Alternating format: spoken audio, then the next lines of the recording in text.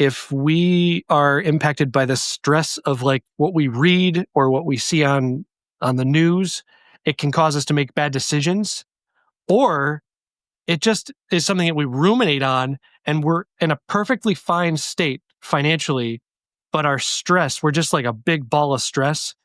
And then we start hurting our health. And health is wealth, right? Welcome to the Physician Sense Podcast, a podcast designed specifically for physicians, offering a breakdown of complex financial topics to help you develop your financial IQ, further your financial journey, and improve your well-being. Whether you're a medical student, resident, fellow, or attending physician, you're sure to learn something new that will benefit your journey. And now, your hosts, Chad Chubb and Tyler Olson. Welcome to this episode of the Physician Sense Podcast. I'm your co-host, Tyler Olson, and I am joined, as always, by my lovely, sunshine-filled friend, Chad Chubb. Nice to see you, my friend. How you doing? Always a pleasure, Tyler. You can't use any bright comments today because I did a more neutral shirt, so I took away your usual intro. I apologize. I threw you off. I could feel it. Yeah, a forest green Chad. It looks like black. Is that black? Yeah, I think so. I don't know. To be honest, my joke has always been one of the reasons why I started my own business was I never wanted someone to tell me how to wear a suit and tie. Now the downside of that is I bought like 3 Lululemon polos like 12 years ago, and I rotate those 3 very. I know I wear a lot of bright shirts on here too, but my core has always been these 3 Lululemon polos. My wife gives me a very hard time. So I could have worn this one so much now that it's actually gone from a black to a more of a green. So maybe that's what happened. Also, again, yesterday was the Super Bowl. I know this is a little bit further out. Eagles did win, so maybe it's coming out here. I'm a Colts fan, but our time in Philly, I do love the Birds still. So maybe a little bit of that is shining through today. Did I ever tell you that I'm a Bears fan? You did not, but my condolences. I know it's been a rough patch. Yeah. I still remember 2007. Man, that guy really destroyed that game. All right, sorry. Anyway, the reason why we're getting together today is because, well, earlier this year, and it still is early in the year because it's February right now, but for like when you all are listening to this, there has been a lot of news. It makes most people stressed about their investment accounts, makes them stressed about their student loans. There is so much noise. And so what I wanted to talk about today was some of these intangible sides of money behavior. They have nothing to do with metrics or savings rates or interest rates on our debt, or all the financial metrics that normally come into play. Those can all be in good shape, but if we are impacted by the stress of like what we read or what we see on the news, it can cause us to make bad decisions, or it just is something that we ruminate on and we're in a perfectly fine state financially, but our stress, we're just like a big ball of stress. And then we start hurting our health, and health is wealth, right? Mm-hmm. So I just wanted to talk about some ways that we could encourage everyone who joins us here to manage those softer sides. What do we call it? The softer side of money, the intangibles, the things that don't have to do with the money directly. Do you feel like people chronically have an issue with this, or like that it's always the case, or do you feel like it's gotten worse over time because of the proliferation of news accessibility? Yeah. I think social media has multiplied everything. You just get everything so much faster. And not only do you get it faster, you get it in very high doses. And unfortunately, you still always have to question the source of that, right? And that's the one downside of social media. Now it's getting better with, community notes and all those different things on like, hey, doesn't really pass the sniff test, so just be sure of that. But I think we're all humans, and still, like, we can read stuff and you're like, oh my gosh, really? So this is one, on the financial planning side that is really important. And it comes back to the topic of, Tyler and I love this idea of like, boring investing is a good thing. And I was worried about getting kickback on that because then I feel like there's always a group of people, and sometimes these are eh, financial advisors that are maybe much more active in investment management where they think they can time the market. So whenever you're like, well, we believe in modern portfolio theory and we try to stay very calm through all market cycles. They're like, you suck at your job, man. You should be timing the market. You should know when that stuff's happening. So I always like lead with that because it like drives me insane. But yeah, again, coming out of an election, it's always jumps up. Like, I don't really hear much about the news, Tyler. Really, elections are the most common. No matter which side you would lean, if your candidate does not win, there's always the side of like, the world is going to burn down tomorrow. Get me out of here. Not a lot, not frequently, at least with our clients. Every now and then we'll get one or two.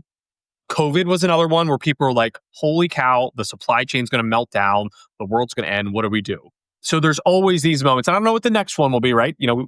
Elections will always be there every 4 years. We know that part, but we don't know when the next big item will be. But it's scary, right? And there's times where while we can sit here and Monday morning quarterback it to say like, well, look, if you just took our advice and stayed calm, you would have been fine. But in the moment, you're like, holy cow. Like I still go back to COVID, like, holy cow, like the world is ending. Now we know a lot more today, but in that moment, it was scary. So in our topic today, that soft side of money is just, you're tuning in to learn about personal finance and all these different parts. But this is one of those really important parts because if you do get in the habit of trying to time the market, there's so much data on how you're never going to win that game and the long-term effects of it. So it's a long-winded answer to your question, but we still see this today. I do think social media is the main culprit behind it. There's certain events, again, elections, just because we know they happen every 4 years in the United States. But there's also crazier things like pandemics and things of that nature. Even go back to like 9/11, right? Stock market had a lot of movement on that very scary news. So they're always going to be there. That's just the world that we live in. And unfortunately, I don't see it slowing down, right? I don't think news is going to come at us less ferocious going forward. Yeah. Yeah, I agree with you about the impact of social media news. It's just it's so accessible and it's overwhelming. And yet somehow collectively we've decided that we're going to train our brains to think that we need to have some exposure. And there's a variety of reasons, like to make decisions about one's personal usage of social media. And I'm not one to talk because I'm on Twitter and I've got I do a lot of financial education there, but it is a social media platform. And I'm on TikTok and Blue Sky as well. And there's good things to do, but you have to be very disciplined about regulating what you see and how often you're on there. And it's so easy to not pay attention or not think that it's important to manage it. I think the reason why I wanted to talk about this is because you're in a meeting with one of your clients and they've got a bunch of money and they're going to be fine, but they don't feel fine. And to me, that's like we can help with those things. We can provide support as planners, but it requires each of us individually to take action to protect our brains and to manage what we are going to do with the information that we have. And it makes me sad when I see that and I want to do something about it because it's not about the money's there, but it's not providing contentment. It's not providing calm. And of course, it's because money's just a tool. It's what we do with it. It's how we shape our behavior around it. And so I do always go back to a couple of basics that I wanted to share today. And the first is to your point about trying to time the market, that no one can do it. Don't try. If you have a plan for automatically investing into your retirement plans at work, and you systematically do backdoor Roth contributions annually, a monthly contribution of some amount to your taxable brokerage account, whatever those are within the confines of your cash flow plan and your overall financial plan, there is nothing that you should change. Just keep doing it. That's the first thing. And then the second thing is trying to make a personal decision about how one is going to absorb news, right? There's a social media version of this, and that's using the mute button. Yeah, right? Or muting words or even blocking accounts. Mm-hmm. I find that obviously there's application for that within social media platforms. But what about within one's day-to-day life? Even not even getting to that point. Do you have any rules for yourself about news? Yeah. You and I will talk about this, and you always jokingly, or I think a little bit jealous of it, but I don't have any social media on my personal cell phone. I kid you not, I just had this conversation with my best friend was visiting and my wife over the weekend on. I went to your Twitter feed. I was looking up something. I think maybe for one of our guests, like I had to get like, I had one specific reason to get on Twitter. I had to just get their @ symbol, right? And I got onto your account, but I got on Twitter. And I kid you not, I knew what I had to do. 15 minutes later, Tyler, I sat there and I said, what the hell just happened? I just scrolled for 15 minutes and didn't, the one thing I had to do that was going to take 15 seconds, I completely forgot, to the point where I closed out Twitter and then went back and I sat there and I said, oh my gosh, I didn't even do the one thing I was going to do. So personally, I don't like social media. My team will post one for Physician Sense. I know you and I control most of that, but for like the Wealth Kill stuff, I have my team do it. And for me, it's just, I still use the one social media platform that I do get on and will click around is Twitter. I still enjoy Twitter. I know that you're on there. I know that a lot of other financial advisors, a lot of great physicians are on there. So I still enjoy Twitter. But my main thing is I try to stay away from social media. We do a little email called the Wealth Kill Weekly, and we just emailed to clients. It wasn't from us. It was from Phil Perlman saying like how he tries to do like a detox on weekends of no social media. And I think that's really important. I'm not a doctor, you all the doctors, but I do think social media leads to anxiety. I think it leads to so many other bigger things. And so I do stay away from it personally. And we don't tell clients, right? We're not like, hey, get off social media. But we're like, listen, you're going to see some stuff on there. I know tax Twitter will like this one. The amount of stupid tax ideas I get from Instagram from clients. And I'm like, I almost know the account that you found this from. And I'm going to post it to tax Twitter so I can get all my fun, the tax Twitter that I know and love, and I know they're very smart, to come in here. I just saw a post before we got on here where, unfortunately, this was a CFP, which is not very telling for CFPs. They listed that the reasonable salaries are posted by the IRS, and it's $5,000 per month.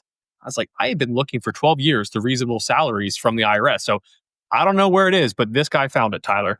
So social media, in my opinion, it's good for certain things, but I try to stay away from it as much as possible. That's my personal rule. I feel like sometimes I age myself with those comments, but I'm good. I just don't feel like I'm missing anything. I think there's a lot of wisdom in that. And just for those of you that didn't pick up on it, that $5,000 per month reasonable salary reference was completely sarcastic.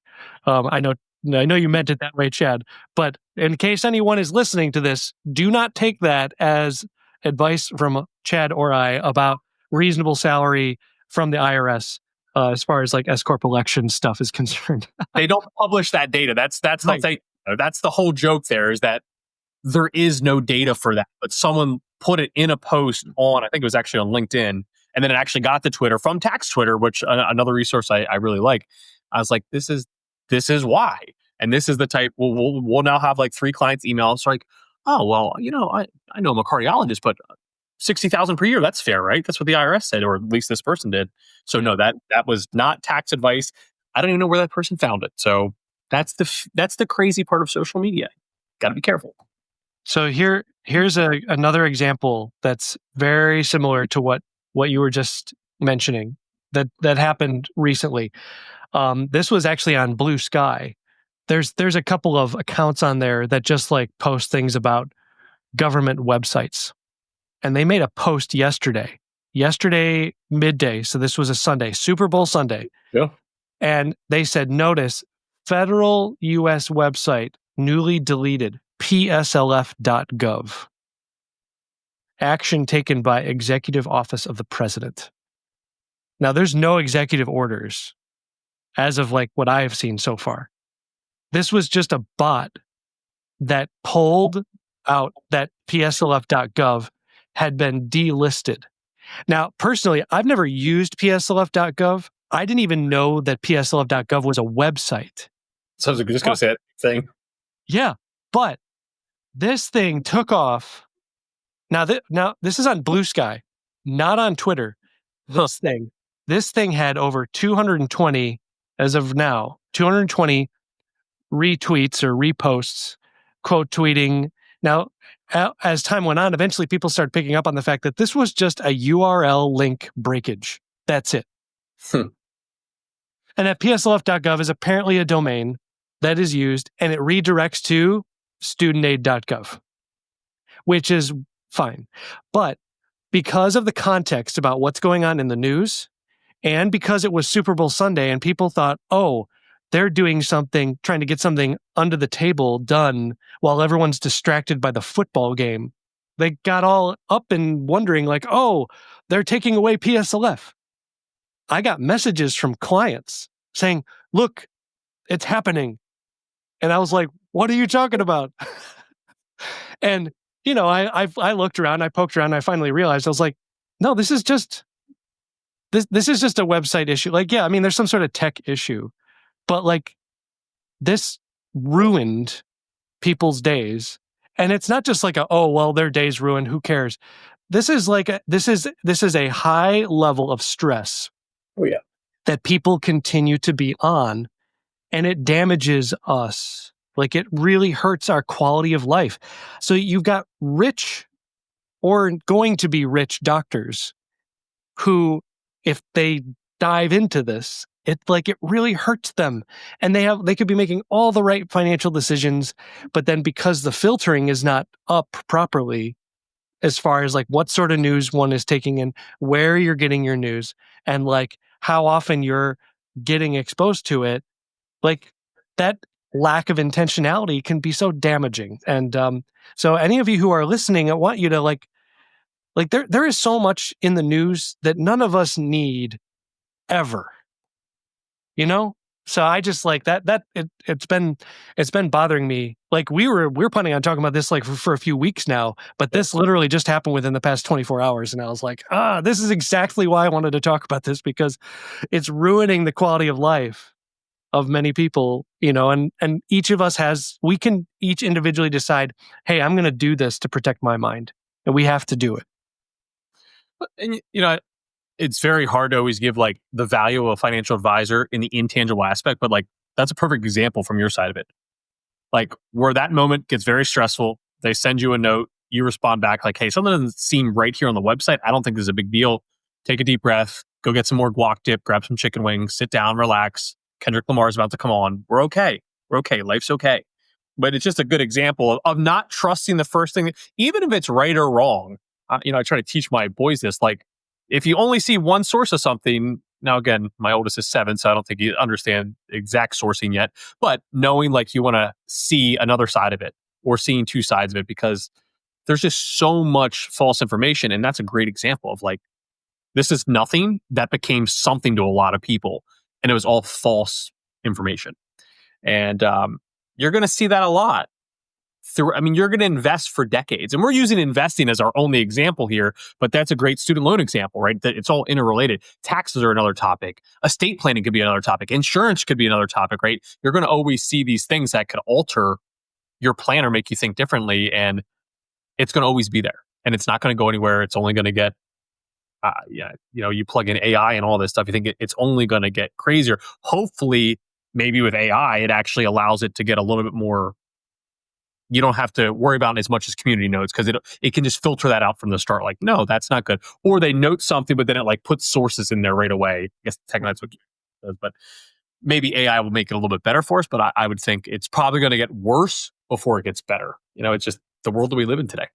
Yeah, well, I mean, anytime we have conversations with people in medicine, whether they're clients or not, when they bring up anxieties about like what's going to happen with like the stock market, or like what's going to happen with PSLF, or anything that is out of our control, what I like to do, and what I think it's important for each of us to do, is to recenter on the decisions that are within our control and do the best that we can. Because a lot of physicians are worried about, CMS cuts Medicare reimbursement every year. Mm-hmm. Cost of living is going up. And there's a lot of private practice gets a lot of flack, because there are some bad apples out there where that maybe there's some things that weren't done the right way, and that somehow like the big institutions, the big hospital systems are like a better place to practice. You get all sorts of debates amongst doctors about these things, but none of them can individually control any of that. They can do what they decide to do in terms of advocacy if that's important to them. They can talk about it. They can argue about it, whatever. But I always tell them, I said, if you think that this is going to be a problem, you need to focus on what you can do. increase your income, decrease your expenses, be more intentional about your spending. If you feel like you're getting squeezed because of those things and you can't do anything about that particular thing, then you need to be really careful to like not focus in on what you can't control because you can't do anything about it. I tell them to go back to the topics and factors that they have more control of, like how much they're saving, how much they're spending, how they're spending, what they're spending on, and trying to organize things and keep things simple. Those are the things that we can control. And the other stuff is going to happen, or it very likely will not happen. There's so much that we worry about that will never happen. And in the meantime, we can wreck our health by thinking that by anticipating it and dwelling on it, ruminating on it, and talking about it forever and ever, that is somehow going to improve the outcome. When in reality, the very actions that we're involved in are 100% bad for us. So I have to like remind myself of that. So like that's part of the reason why I'm like this is me also being like I need to remind myself of these things. We all need to, because we're all just people trying to do our best, and we live in this world as it is. And these are some good best practices that are good. They're beneficial for us to remember and try to implement. Yeah, I mean, I like your two rules, right? If you keep it the most simple, you're going to always get bombarded with news. You're never going to time the market, no matter what your colleague says in the cafeteria. That they, know all this market timing. They're in and out. Usually, that ends up being not only a losing game, but a very big losing game in the long run. And just understanding that news is going to come to you. And when I was a kid, my mom would use it. If I went to the toy store, she'd always say like, "Go home and sleep on it." And I try to use that quite a bit now in with clients. I'm like, hey, we saw this news. Let's not do anything drastic today, right? Let's think about this and then let's address it tomorrow, right? Let's sleep on it, right? Don't go buy the shiny toy yet. Let's think about it and then we'll go. And I think that's really helpful because again, we get that news. We're so used to everything like instant. You want to make a decision instantly. And especially in like the terms of the financial plan that we do, right? It's long term. A movement here and there, moving, up or down today should be nothing, 5, 10, 15 years from now. So you're going to get bombarded with news. Take a deep breath. If you can avoid some of that news or limit that time. And I do like your point too, like on the socials, like either blocking accounts that you see the account, you're like, this person drives me nuts. Or if words you don't like, full disclosure, like towards the middle of COVID, like when it's like everything was crazy, like I had to mute that word because every time I got on, everything was COVID. And I was like getting anxiety. I'm like, yeah, I'm already leaving packages outside. Like I'm washing my hands are bloody now because I wash my hands every 6 seconds. I have hand sterilizer. Like it became so much that I was like, I can't do anything else. Like I've done everything. So I think that's also good context to have in there in terms of like control what you can control. But this is important. It's one of those topics where, again, soft side of money, this isn't something that you lead with as a financial planner. Like we help you control the news that you're digesting, right? It's one of those soft side of money topics, but these are important topics and understanding that, you're going to see a lot in your lifetime and just understanding that, take a deep breath, stay calm, we'll get through it. Yes, sir. Yeah. Cool. Well, it was nice talking with you and we'll chat again soon. All right, my friend. Good topic there. Good quick hitter. And I'll catch you on the next one, my friend. Sounds good. All right. See you, Todd. This information is for general purposes only. This information is not intended to be a substitute for specific professional, financial, or tax advice, as individual concerns vary. Please see a financial professional, CPA, and/or an attorney in regards to your own individual situation. Wealth Deals advisory services and financial planning offered through Vicus Capital Inc., a federally registered investment advisor. Olson Consulting LLC, offering advisory services and financial planning, is a state registered investment advisor.